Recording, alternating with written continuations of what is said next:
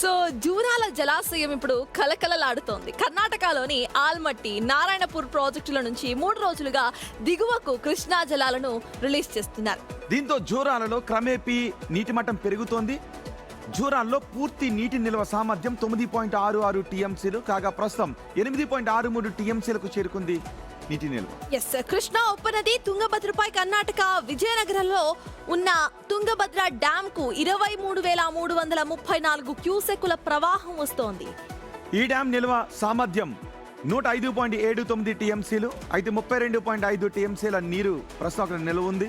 ఏపీలోని విజయవాడ వద్ద కృష్ణా నదిలో 5,695 క్యూసెక్కుల ప్రవాహం నమోదవుతుండగా దిగువకు 5,024 క్యూసెక్కులను రిలీజ్ చేస్తున్నారు. ఈ వర్షాకాలం సీజన్లో రాష్ట్రంలో తొలిసారిగా జల విద్యుత్ ఉత్పత్తి జరుగుతోంది. రాత్రి జూరాల్లోని అప్పర్ లోయర్ జల విద్యుత్ కేంద్రాల్లో ఒక్కో యూనిట్లో ఉత్పత్తి ప్రారంభించారు.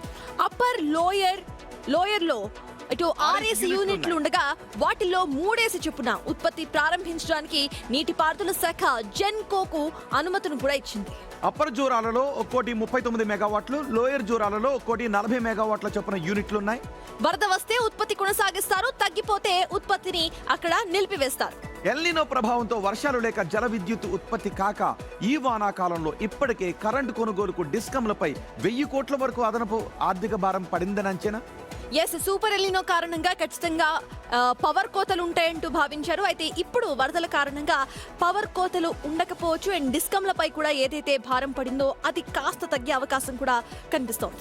ఇదంతా ఎగువను కురుస్తున్న వర్షాల కారణంగా ఇక్కడ వర్షాలు మనకు కూడా మంచి వర్షాలు కురిస్తే బాగుంది.